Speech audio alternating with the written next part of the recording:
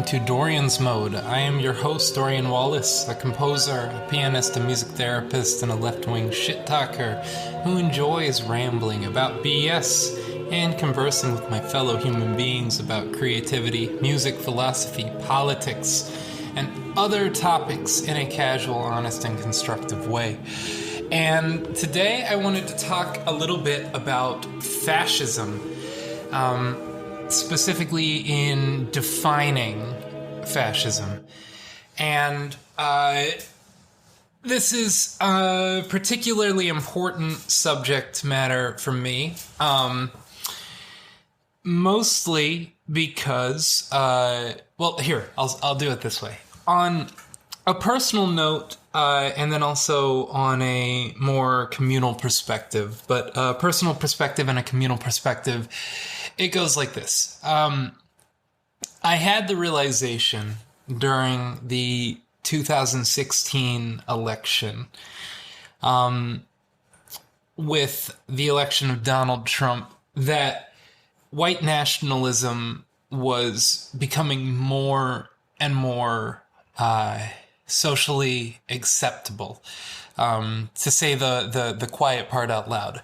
It had always been there. It had been there for a long time, but in, we'll say, post-World War II, really post-1970s and the Nixon era, it became less socially appropriate to say blatantly racist things. But it had been there for a long time, and anyways, I witnessed friends and family begin to shift in a much more fascistic way. And not only was it a confusing experience to witness people whom I love and whom I respect fall into these fascist ideals, but it was also an eye-opener that I personally realized that had I been 10 years younger, with the Donald Trump phenomenon, I easily could have fallen into the alt-right pipeline. Came from the more economic conservative libertarian mindset, and really had the principle of free speech as at the center of my thinking, which in and of itself is not an issue. However, this creates a space that is safe for fascism to grow. And so that's the personal perspective. But then on a communal perspective, just really coming to terms with that fascism, in my eyes, is very much a societal illness. It is something that like any other chronic illness, it lives and it moves through, and we're really working on how to process through it. The goal is to cure it and to really get rid of the ideology entirely. However, we're not there yet. And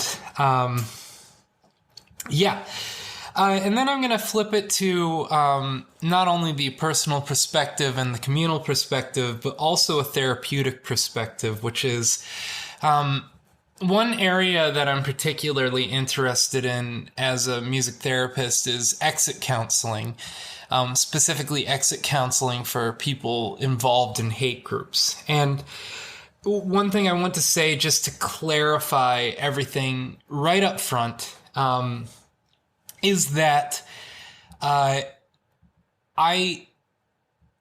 know where I stand on the political side of things. And if a civil war, for instance, were to break out, or some kind of major conflict, I know which side I am on. I know which side I would be fighting for. I know who I would perceive to be the enemy in that kind of a conflict. However, until we get to that point, or if we get to that point, I am very much in the mindset of being as preemptive as possible and really holistically addressing this sort of ideological issue at its root cause and attempting to keep it from spreading.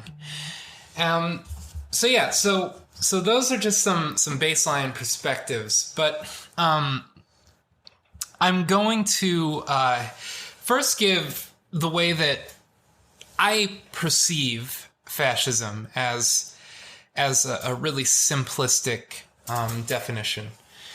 The way that I define fascism is an extreme or radical perspective of traditionalism with a heavy emphasis on a mythological past, as well as a clearly defined yet simultaneously abstract enemy. So that's how I think about it. It's really a radical form of traditionalism with a heavy emphasis on a mythological past, with a clearly defined yet abstract enemy.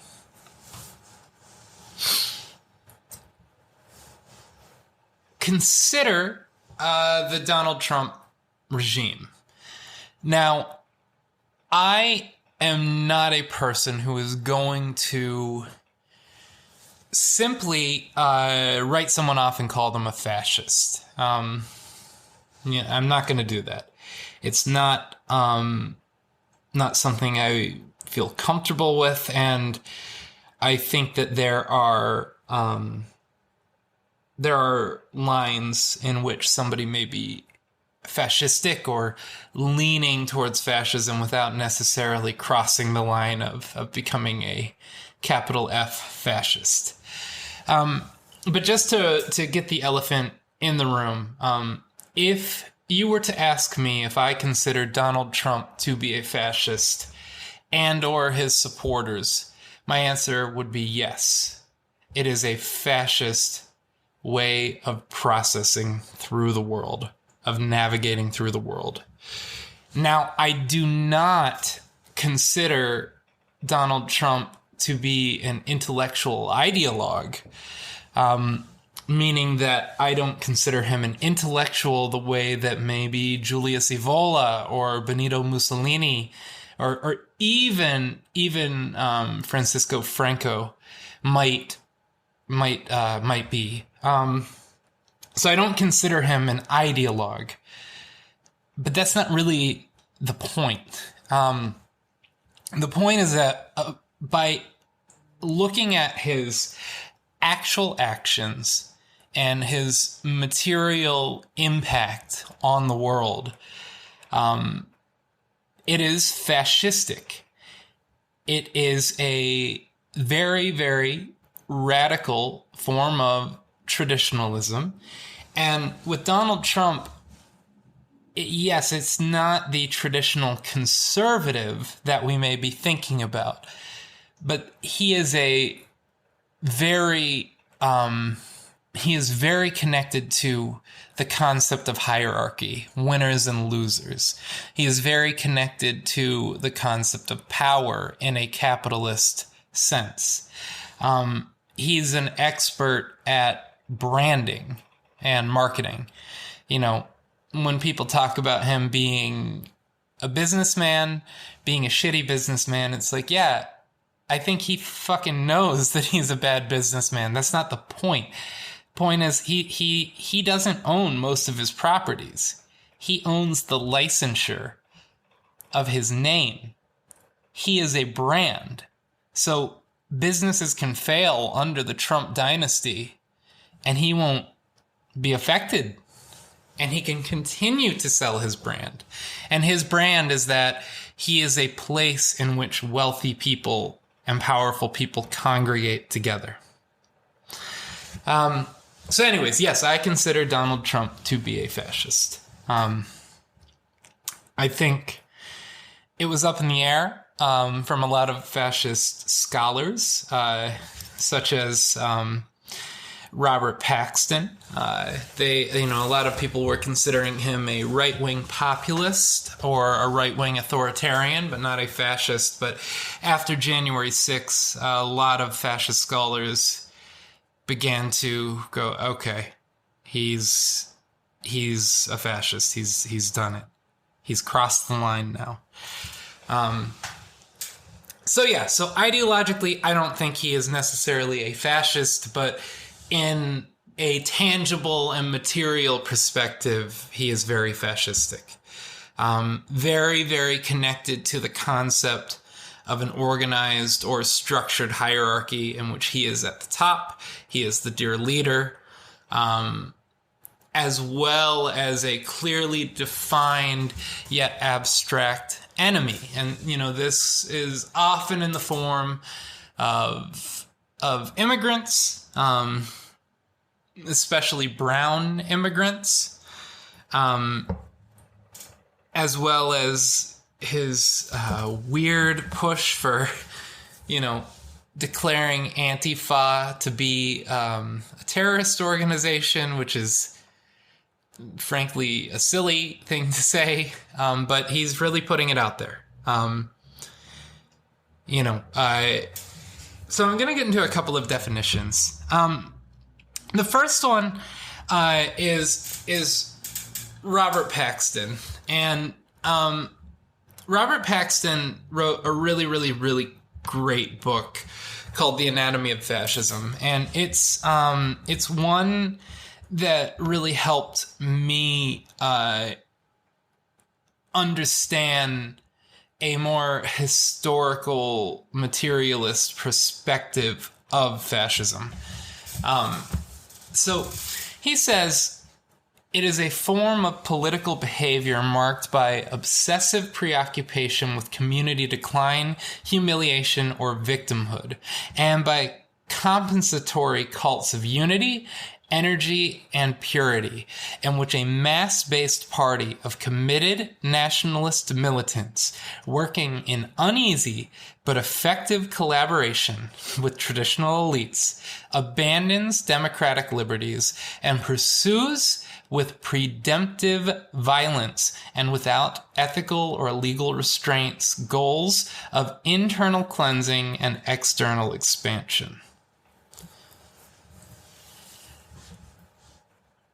He also adds that in fascism's foundations, there lies a set of mobilizing passions. So really getting people amped up.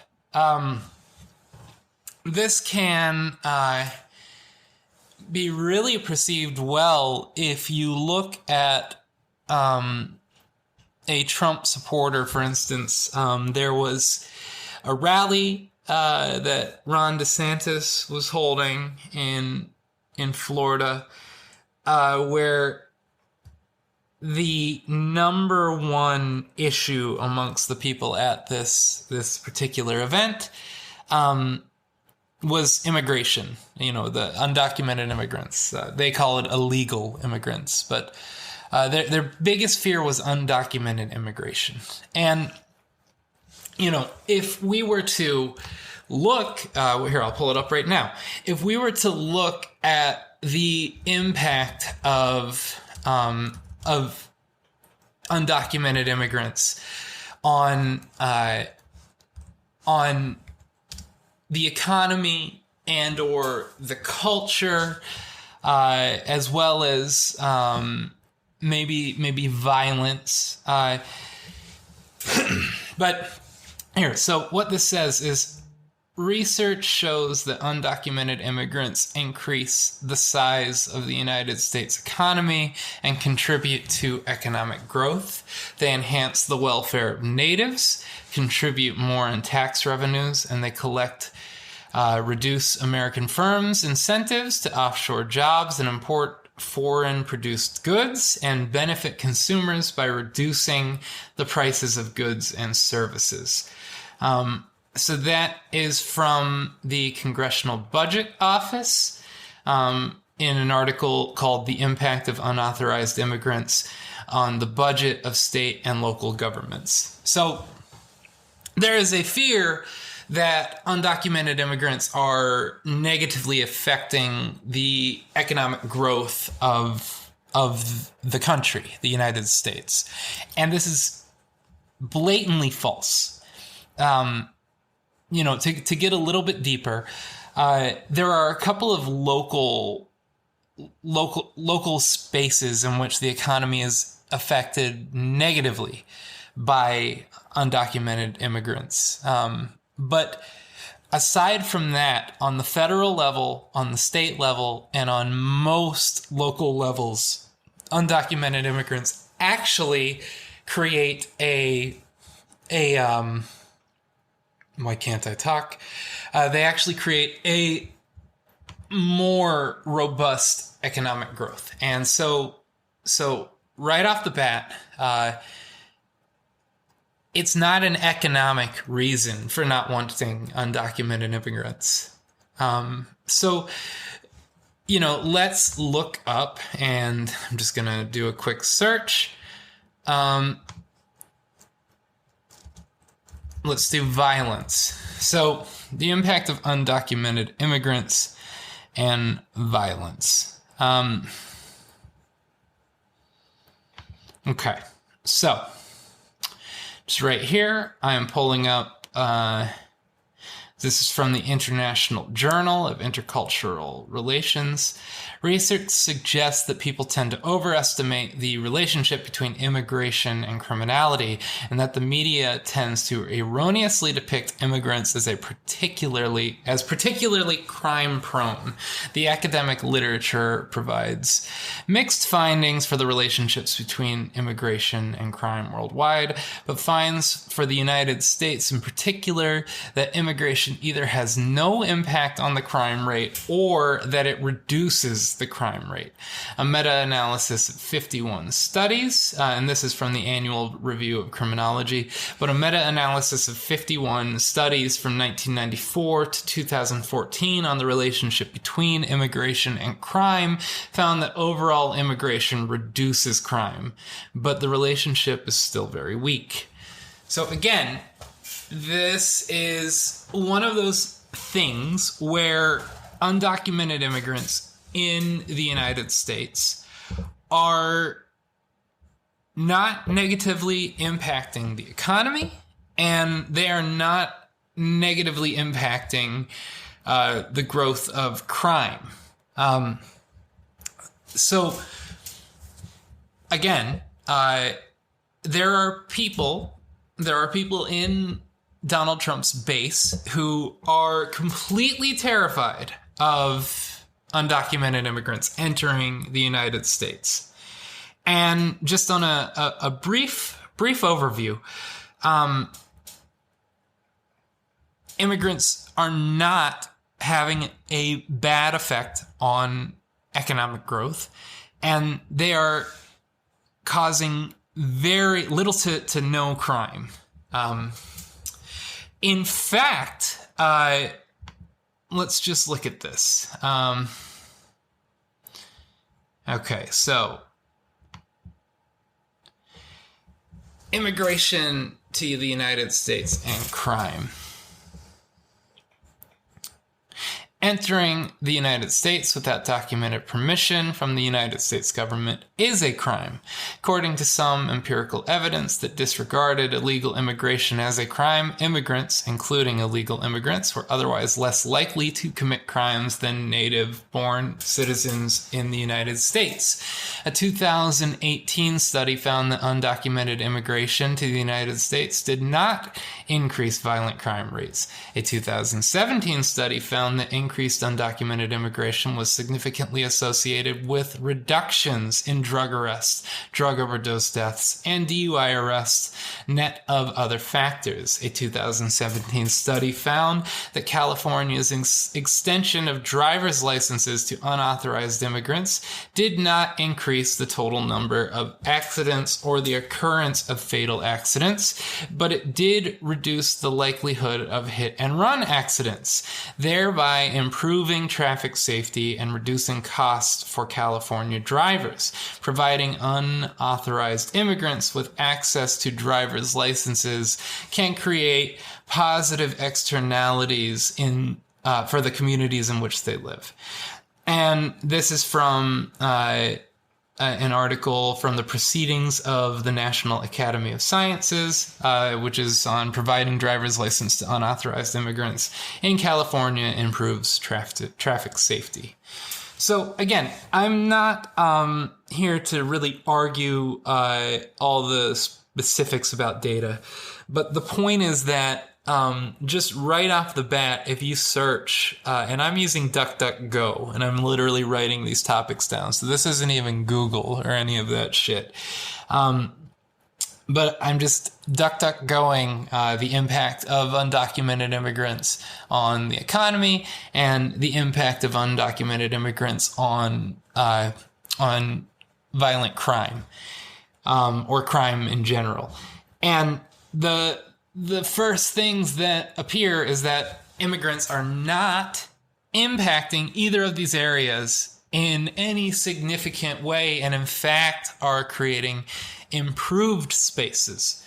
So this last part I'm going to just point out, just in regards to this, is that so if immigrants, undocumented immigrants, are having very little to no impact on the economy and very little to no impact on violent crime,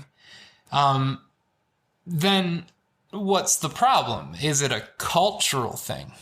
Well, so this one I'm not even going to Google or DuckDuckGo, which is the real search engine I'm actually using. But I'm going to make a giant and wild assumption that a lot of immigrants that come here tend to be religious. They tend to be Catholic or Anglican. They tend to be very conservative in a lot of their social views. And this is an assumption, and I would love to be proven wrong. But the point I'm trying to make is that the Trump era has brought this topic, this issue to the front fold. If you look at,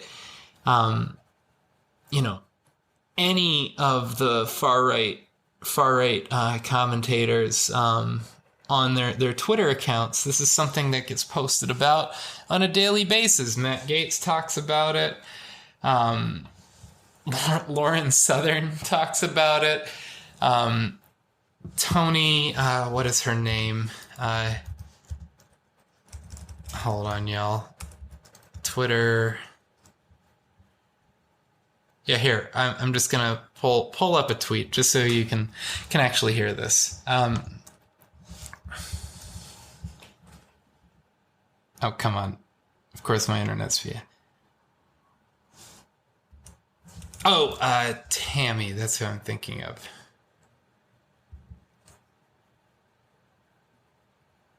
Wait, really?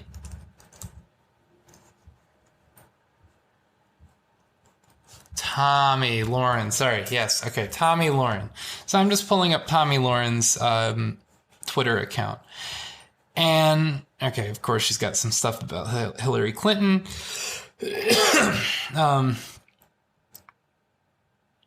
Okay. Yes, she's got some anti-vax stuff. Okay. So she writes just 5 hours ago. So Kroger is now discriminating against its unvaccinated employees, which is illegal here in Tennessee. Okay, sorry. I just saw illegal and misread that.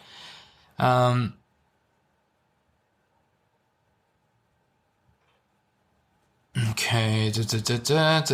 Wow. So she went on a tirade today about vaccines. Okay, cool.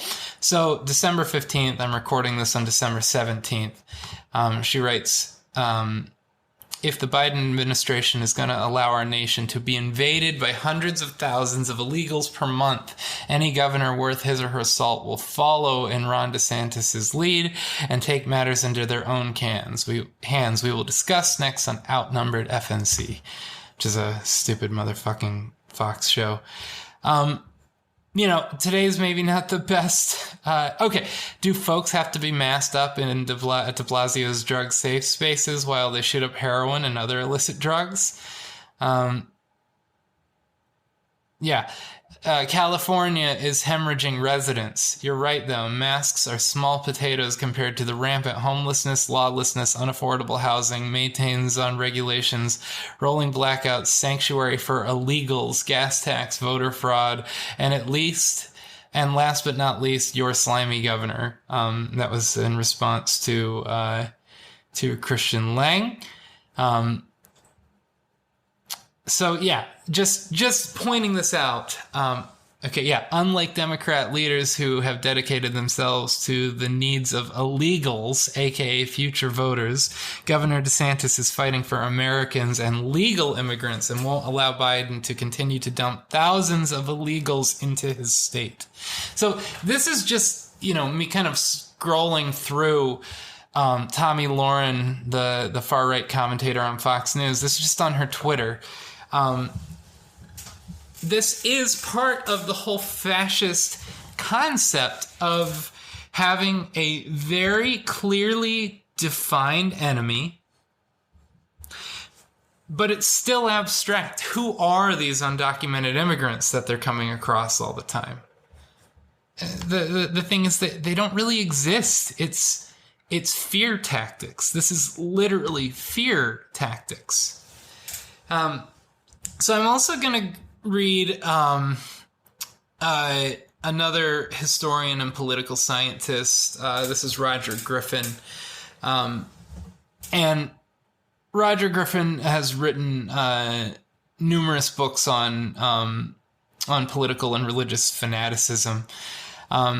So he says, fascism is best defined as a revolutionary form of nationalism, one that sets out to be a political, social, and ethical revolution, welding the people, in quotes, into a dynamic national community under new elites infused with heroic values. The core myth that inspires this project is that only a populous, trans-class movement of purifying, cathartic national rebirth can stem the tide of decadence. Another thing he writes here is fascism is a generally revolutionary trans-class form of anti-liberal and, in the last analysis, anti-conservative nationalism. As such, it is an ideology deeply bound up with modernization and modernity.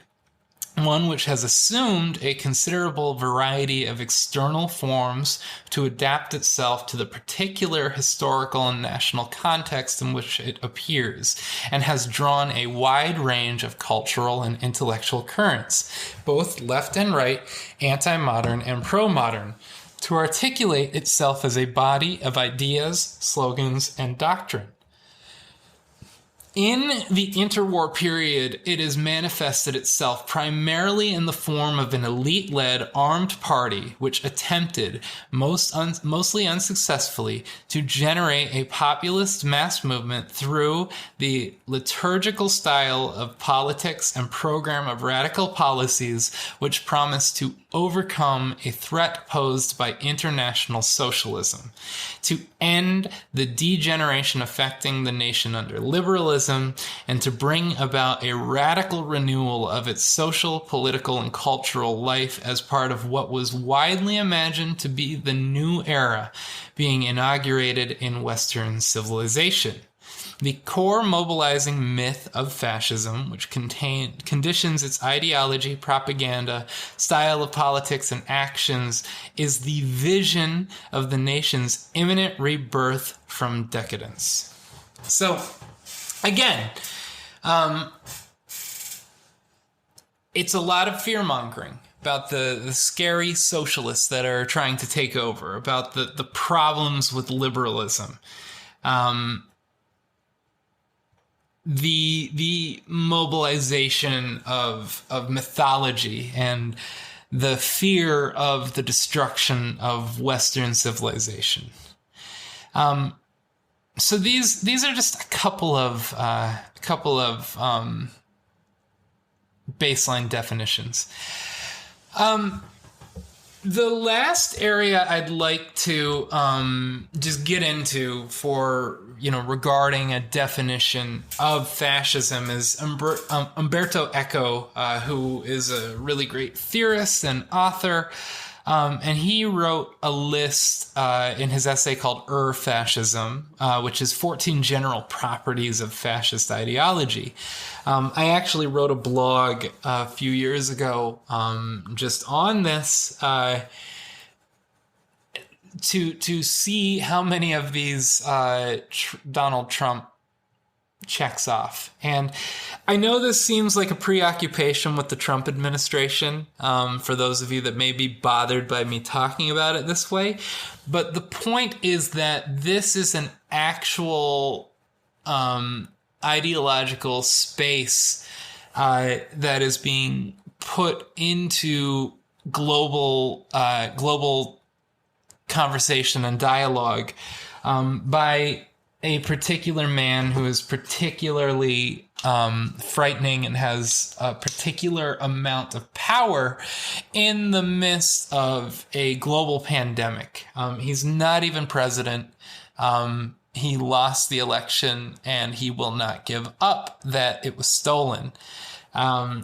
He has this entire sort of decentralized QAnon movement that is behind him. There are the Proud Boys who support him. The alt-right supports him. A lot of more blatant neo-Nazis and National Socialists and even more, I'll say, traditional fascists like the American Black Shirts. But they all support him. And this should be taken seriously. And I would actually much rather be on the side of history in which I can apologize for overreacting as opposed to underwriting it and saying, well, he's not really a fascist because such and such. Just to put it out this way, I literally live in this world. I read fascist literature almost every day. I explore fascist websites, and from my perspective, this is a fascist movement, and it's a particularly dangerous one because it's hidden in. It's not as blatantly fascistic as some of the earlier forms of it.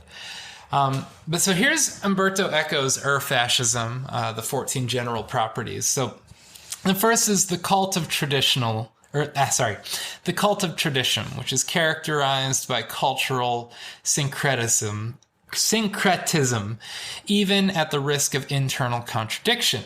When all truth has already been revealed by tradition, no new learning can occur, only further interpretation and refinement. This is QAnon. This is what's happening within the QAnon world. It is constant interpretation and refinement of something that is just not true. So the second property, the rejection of modernism, which views the rationalistic development of the Western culture since the Enlightenment as a descent into depravity. So Eco distinguishes this from a rejection of superficial technological advancement, as many fascist regimes cite their industrial potency as proof of the vitality of their system. I would put into there is a gigantic fear of liberalism right now on the right. And, so I'm a socialist. Like I'm a leftist person. I'm anti-capitalist in the way I view the world. And,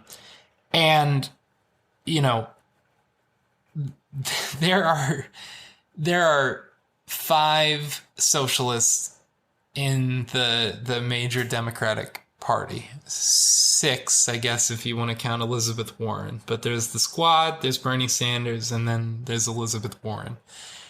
Aside from that group, it is center-right liberals. So these are pro-capitalist,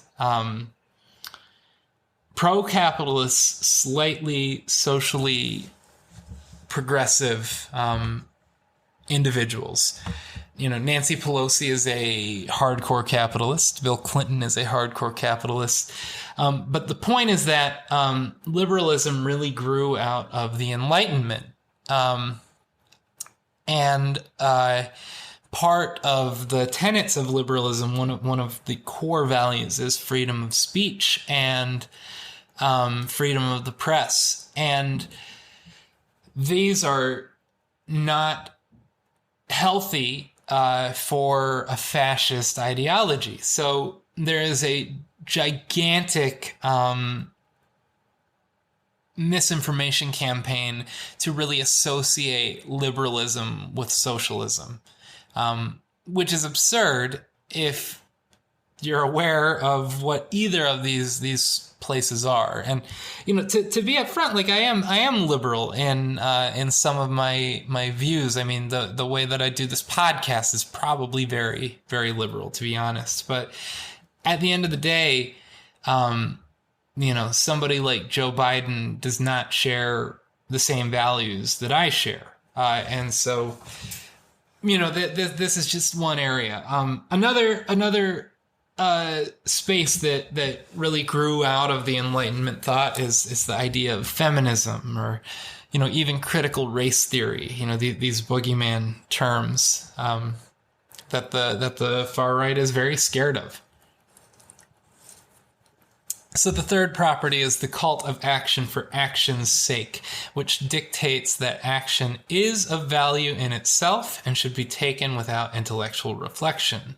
This, says Eco, is connected with anti-intellectualism and irrationalism, and often manifests in attacks on modern culture and science. The anti-vax movement. This is the anti-vax movement. This is QAnon. This was signaled when Donald Trump said he loves the uneducated. And, I'll say to the untrained ear or the untrained eye, like, yeah, sure, he's talking to a particular sect of people.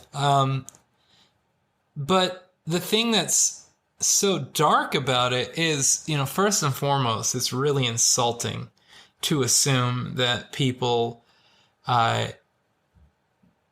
in the working class are not educated or are lacking an intellect or intellectual prowess. It's a really insulting thing to assume.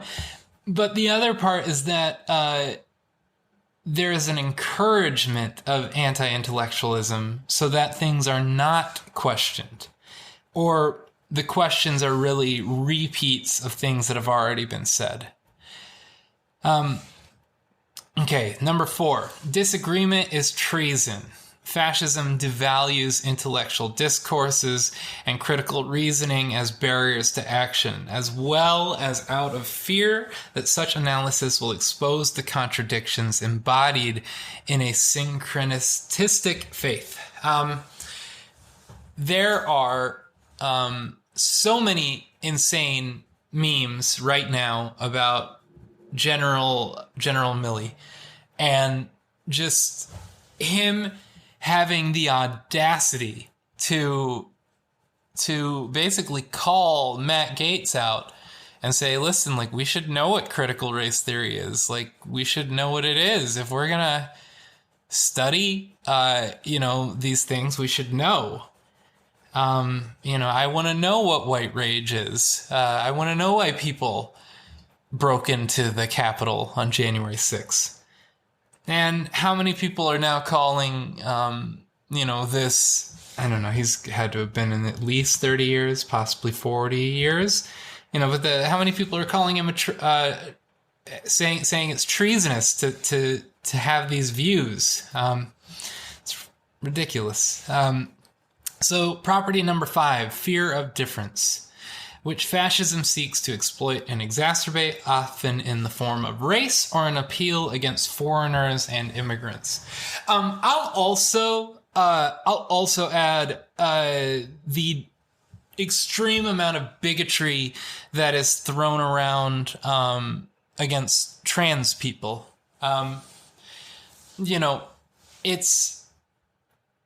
It is so unreal how disturbing, how quick people are willing to just demand execution or declare a mental illness of people who are trans. And yeah, sorry, I'm just realizing how much this actually frustrates me. But it's fucking gross. It's fucking gross. Property number 6, appeal to a frustrated middle class, fearing economic pressure from the demands and aspirations of lower social groups. January 6th was not lower income folks. I wish I had a podcast back when this all happened, because you can search my Facebook feed if you must, but just to I was calling out that this was not lower class people storming the Capitol. I was pointing out that it was petite bourgeois, and I was pointing this out on January 6th. These are people who could take off during the work week and travel to DC with all their gear and their flags. And anyways, as we had, I know it sounds like I'm saying I said that, but like there is evidence on my social media feed, and I wish I had been recording this podcast back then, a year ago, because if you understand fascism and you understand how to analyze this stuff, it's about the petite bourgeois, which is the middle class, or the frustrated middle class. So property number 7, the obsession with a plot. And it's the hyping up of an enemy threat.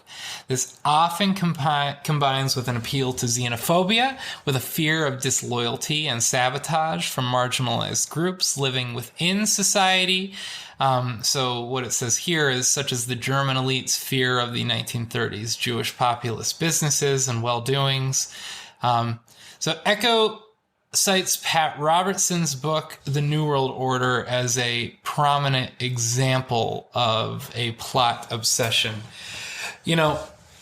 the QAnon movement is obsessed with a plot taking place. That, yeah, I mean, that is the QAnon movement. It is an obsession with a plot. And I'm not saying, just to be completely frank, I am not saying there are no plots happening. I'm not saying that there are no conspiracies. Like, that's the thing that's so fucking ridiculous about all of this, is that there are things like Jeff Epstein, and we're learning right now in the trial from what's her name, his second in command, that there are very powerful people connected to Jeff Epstein and his horrifying, basically sex trafficking incorporated, So it's not saying that these things aren't real, but fascists never get to the actual truth. They get to the concept of the plot, but they don't look at the material reality. All right, so property number 8. Fascist societies rhetorically cast their enemies as at the same time too strong and too weak. On one hand, fascists play up the power of certain disfavored elites to encourage in their followers a sense of grievance and humiliation. On the other hand, fascist leaders point to the decadence of those elites as proof of their ultimate feebleness in the face of overwhelming popular will. So, how often do you hear about these college students that need safe spaces to be protected in, or they're just so sad and blah blah blah, while simultaneously hearing that these college students are members of a terrorist cell of Antifa being paid off by somebody like George Soros. And just to point this out, George Soros is a fucking capitalist. He's not a socialist. But anyways, the point is that there is an obsession with the enemy being too strong and too weak simultaneously. It doesn't make sense, but that doesn't matter to the fascist worldview. So, number 9, this is pacifism is trafficking with the enemy because life is permanent warfare. So there must always be an enemy to fight. Both fascist Germany under Hitler and Italy under Mussolini worked first to organize and clean up their respective countries and then build the war machines that later intended to and did use, despite Germany being under restrictions of the Versailles Treaty to not build a military force. The principles leads to a fundamental contradiction within fascism, the incompatibility of ultimate triumph with perpetual war. Notice, I'm on Donald Trump's god-awful email list, and there's an obsession with rhinos, R-I-N-O, which is Republicans in name only. This is people like Liz Cheney. There's hints to Mitt Romney, but the point is that they are now equating right-wing conservatives, people who are actually very bad people. Just to say this, Liz Cheney is not a friend. She is a danger and a problem. But because she dared critique the Trump administration's claim that the election was stolen, she is now being perceived as an enemy. And this is part of the continuous and permanent warfare. It's cultural warfare Look at the right's obsession with things like Mr. Potato Head, who is still named Mr. Potato Head, along with Mrs. Potato Head. The company just changed its name to Potato Head because it's a marketing decision, and they're going to make more money eventually because they'll have more potato heads to sell. Like, for fuck's sake, this isn't a woke decision. It's a profit decision. But anyways, there's always an enemy to fight in fascist ideological processing. So property number 10, this is contempt for the weak, which is uncomfortably married to chauvinistic popular elitism, in which every member of society is superior to outsiders by virtue of belonging to the in-group. Eco sees in these attitudes the root of a deep tension in the fundamentally hierarchical structure of fascist polities, as they encourage leaders to despise their underlings up to the ultimate leader who holds the whole country in contempt for having allowed him to overtake it by force. Little dramatic, but I mean, listen, like, Donald Trump does not respect his constituents. He does not respect his own family. He is at the top. He has contempt. It's obvious. Okay. Property number 11. Everybody is educated to become a hero, which leads to embrace the embrace of a cult of death. As Eco observes, the fascist hero is impatient to die. In his impatience, he more frequently sends other people to death.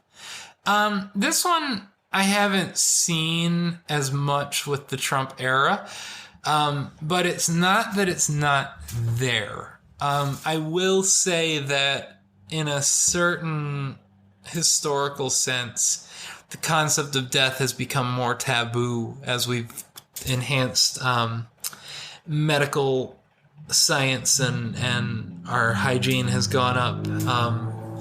Our cleanliness, we don't really want to go to war the same way that we may have, just because our weaponry has gotten so powerful that post World War I that it's an actual existential threat. So it's in there, but it's just not this extreme. So property 12, machismo, and this sublimates the difficult work of permanent war and heroism into the sexual sphere. Fascists thus hold both disdain for women and intolerance and condemnation of non-standard sexual habits, from chastity to homosexuality. I mean, the Proud Boys, they self-identify as Western chauvinists. But to add on to it, I mean, how much disdain is given to politicians such as AOC or Hillary Clinton, or, Hillary Clinton, for fuck's sake. Somebody who I actually really can't stand due to her war policies. But it's pretty obvious that there's just disdain for Hillary from her gender and her sex, and there's just an extreme amount of toxic masculinity within fascism. So number 13, property 13, which is selective populism. So the people, conceived monolithically, have a common will distinct from and superior to the viewpoint of any individual. As no mass of people can ever be truly unanimous, the leader holds himself out as the interpreter of the popular will, though truly he dictates it. Fascists use this concept to delegitimize democratic institutions they accuse of no longer representing the voice of the people. That is what this entire election fraud thing is. Donald Trump lost the vote. He lost the popular vote. He lost the popular vote both elections. And he lost the electoral vote in the second election. I voted for Hillary Clinton and Joe Biden, and I don't support either of them in a lot of very, very meaningful ways. But it was an actual choice to vote for a candidate. It was a utilitarian choice. It was like, okay, I don't want to support a lot of these awful, inhumane, warmongering politicians. And they both have some pretty heinous track records regarding the treatment of BIPOC individuals, as well as the LGBTQIA plus community. But I still voted for them because, in a utilitarian outlook, they were going to pose a much less destructive force, much less destructive energy than Donald Trump. So, I saw a quote once where it was, it was like, what was it, 80 million people that voted for Biden. I might have made that number up, but anyways, the point is that I saw somebody wrote on a Facebook comment once where it was like, yeah, I don't believe that number is accurate at all of people who supported Joe Biden. Now, that many people who see Donald Trump as a danger and a threat, yeah, I can buy that one. But it doesn't matter, because the entire fascist model is to have a selective view of populism and to have a monolithic view of people. How often do you hear somebody just generally say the left, the left does this? Ben Shapiro's infamous for this. There's no nuance to the discussion. There's no, there's blatant just mislabeling, calling somebody like Angela Davis a liberal, or calling someone like Joe Biden a socialist, is just completely out of touch with what individuals actually feel. And, there's a complex world out there. I know a lot of left-wing people that own guns. I know a lot of right-wing people that are pro-LGBTQ. The point is that people are complicated, and there are a lot of nuances to it, but that doesn't matter, because that does not serve the fascist ideology.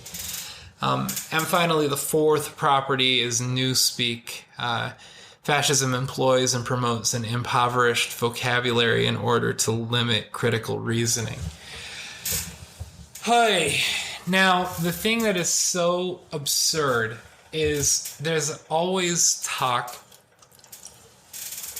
about political correctness, how it's policing language, and I just don't see it that way. Because newspeak would be to delete words and oversimplify things, whereas political correctness is expanding nuance. It is adding terminology. It is adding things. Now, it doesn't mean that it's always the right choice, and it doesn't mean everybody's going to follow it or accept it, or, I'm just talking straight up objectively. It doesn't mean any of that. But it's not newspeak. Newspeak is impoverishing the vocabulary so that critical reasoning gets taken away, whereas political correctness is adding language. Just to give this, a sort of general way to understand the difference between a hate crime and terrorist is a hate crime is somebody in a higher social sphere committing a crime, a politically oriented crime, whether it be through race, ethnicity, gender, orientation, economic class, but it's somebody in a higher sphere projecting downward, whereas a terrorist attack, terrorism, I would say, is really somebody from a lower class using violence against a higher class. Does not mean I support either of them, but it's just there's more nuance to it. And so, anyways, politically correct language is not newspeak, no matter how much the fascists are going to want you to think that it is. And the last thing I'm gonna look up is Blood on My Hands, Blood in My Eye by George Jackson. So George Jackson was really, really, really amazing author, activist, and convicted person who was incarcerated. He had been involved with revolutionary activity and was co-founder of the Marxist-Leninist Black Guerrilla family. He was charged. He went to prison for armed robbery. He stole $70 at gunpoint at a gas station, and was sentenced to 1 year to life in prison. He was just in for a long motherfucking time, and it's ridiculous. But anyways, while he was there, he really got more and more involved with reading Marxism and reading Maoism, and getting into Engels and Trotsky and Lenin. Anyways, all of this to say, he wrote a really amazing book while he was in prison called Blood in My Eye. And Blood in My Eye is really his breakdown of fascism in the United States. And he really breaks it down into three different areas, and it's pre-fascism, so fascism growing energy. It is then power grabbing fascism, and I'm making these terms up slightly, but that is when fascism has actually come to some sort of power, and then there is total fascism, which is complete control. The biggest thing is he actually defines the United States as total fascist. And keep in mind, this is for people who are having a knee-jerk response. Realize he is speaking specifically about lower class, lower income people of color, which I think it could be argued very clearly that if you are a person of color from a poor background, you live in a fascist country. You can steal $70 and get sentenced to life in prison. That's totalitarian, y'all. Like, it just is. Yeah, so cool. I know I'm doing these solo things. Last week I talked about depression, but I wanted to just get some basic definitions down on what fascism is and why I think it's important. And if you think I spent too much time on Donald Trump, I don't really care if you think that, because honestly, he and his entire movement that he's really building is an existential threat to the world. We have a serious issue of climate change, and we're in the middle of a worldwide pandemic, and this fucking loser can't get over the fact that he lost an election, and so he's going to do everything he can to get a sense of satisfaction.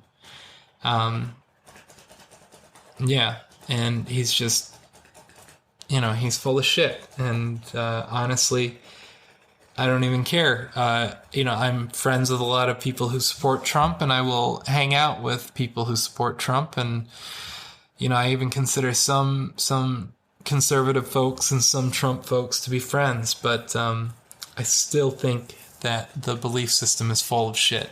And I think they're full of shit. And I think I'm allowed to say that. I think it's a really, really ignorant and selfish way of looking at the world. Being so obsessed with the concept of hierarchy. And doing anything possible to maintain that hierarchy. Any means necessary. And it's gross. It's really gross. So, anyways, thank you all for listening. My name is Dorian Wallace, and this is Dorian's Mode, and I'll catch y'all next week. Peace. Consider being a supporter of the show. I'm involved with a musicians co-op called Ampled. Ampled is a Patreon-like platform for musicians collectively owned by its artists and workers. Ampled empowers artists to receive direct community support without intermediaries or gatekeepers. You can become a supporter for whatever amount you think the show is worth. Supporters gain access to exclusive content, including work-in-progress recordings, backstage events, and sneak peeks at upcoming projects.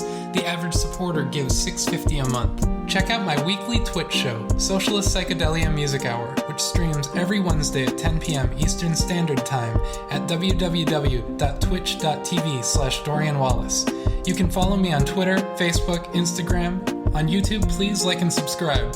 For more information regarding my compositional or therapeutic work, please visit my websites at www.dorianwallace.com and www.maderimusic.com. Let's all keep growing the human-to-human experience. My name is Dorian Wallace. Thank you so much for taking the time to listen. Peace.